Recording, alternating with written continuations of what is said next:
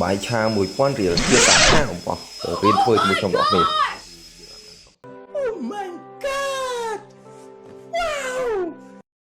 ok đó nè kính chọn nó bạn mười chức năng bài thử một hộp ha ở bị cồn pro nhầm cồn sấy nhầm bài nè bạn sắp bài thử ấy thì họ đừng bài có cha bài phong tiền đó nè okay. Chẳng thì điều phong tiền đó nè thì bị cái đó nữa thì hai như đó nên pi được bị nó phải chạm nên là đào em nên thế bị cái bóng Campuchia miền ta hộp đây là em pi ok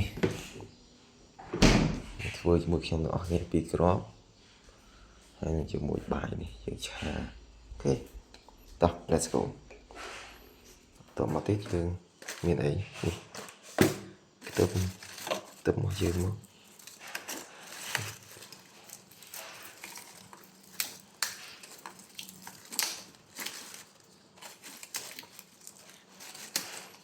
chẳng rong chạm mười khai trà một trong đó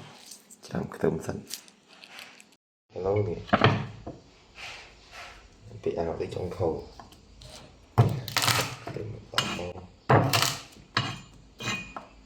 vì sao đã có độ đấy vì ẩm nhẹ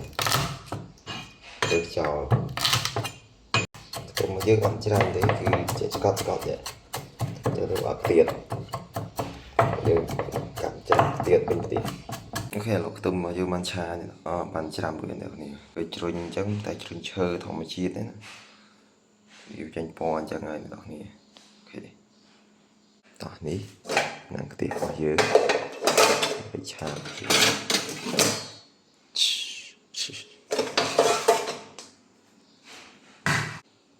bài bây giờ thì được niệm ra đây cho bạch cái món đó nè tại sao đi nhom phơi hụt này chừng cho bạch ra tay bạch xong này đi ok to hiện đại cái tiền bạch kiểu em á cái đau mới xong dựng đã khanh lại nè cái đau như đã khanh cái chai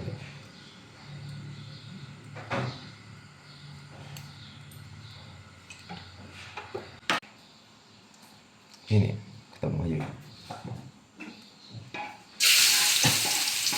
thì cái chai mới còn là miếng nước này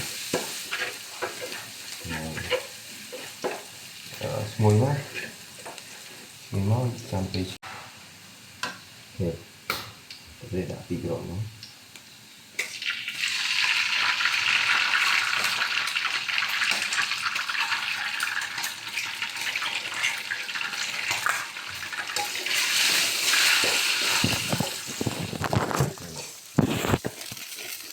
cô vật trong đó cô vật đặt bài vô chỗ tiền đi giòn này mình hiền chụp chai quá nè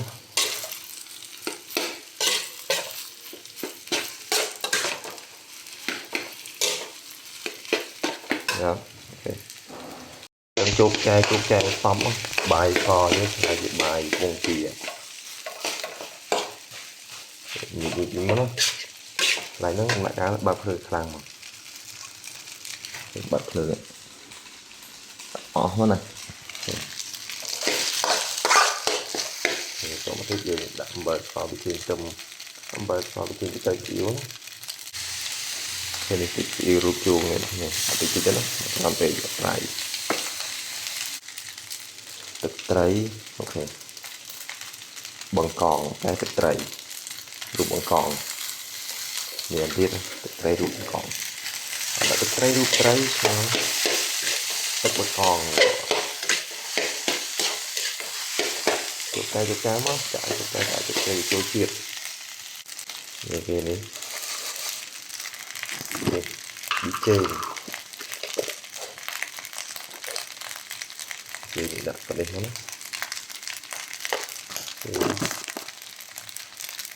nice. ស្ករដល់ស្ករមកប៉ុណ្ណេះមកហើយចាំភ្លក់មើលខ្លួនឯងណាគ្រឿងហើយជោគចែវមកវាมันស្ងួតអត់มันខ្លាំងអត់មកចូលទឹក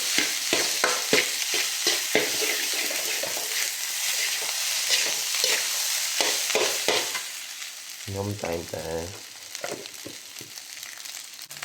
នេះមកដល់នេះបន្ទាប់ពីដាក់គ្រឿងហើយជោគចែវរហូតដល់អស់នេះគឺបើកមើលវីដេអូ YouTube TikTok គឺជោគចែវក៏បាយខុសហើយយើងអាចញ៉ាំទៅវាមានរសជាតិក្នុងមាត់យើងយកមកជ្រែកយកឆ្ងាញ់វិញខ្ញុំរងចាំមើលលទ្ធផលក្រោយខ្ញុំជោគចែវទៀតកុំឲ្យចាំទៅគឺយកវិលមក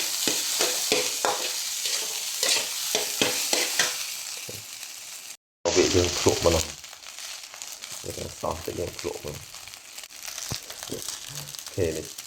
ភ្លក់មើលថាវាជាតិយ៉ាងម៉េច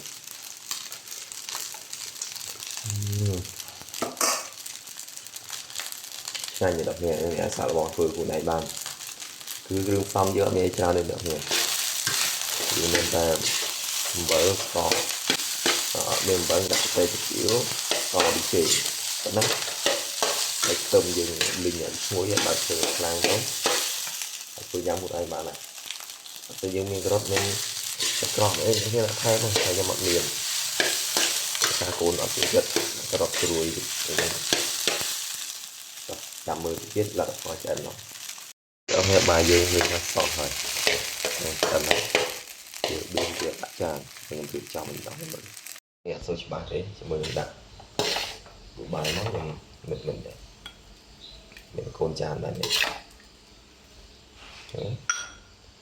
មិត្តវិញឲ្យស្អាតហើយឬទៅវាគួរចង់ញ៉ាំ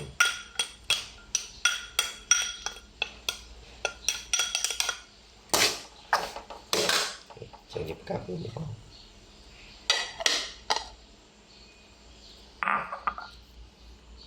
នេះបាយឆារបស់យើងបានរៀបចំហើយមានសោភ័ណភាពហើយគឺយើងអត់បានតុបតែងស្លឹកនេះដើម្បីយើងមានតែសក់មានអីដាក់ទៅស្អាតមកអូខេក៏កំពុងទាជានេះមួយទៀតកាន់តែទៀតតែងមែនតើ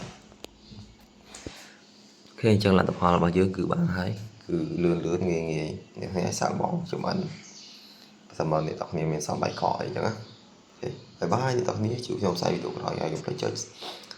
Subscribe និងដាក់សញ្ញារូបដងចុច Share ដល់អ្នកគ្នាបាយ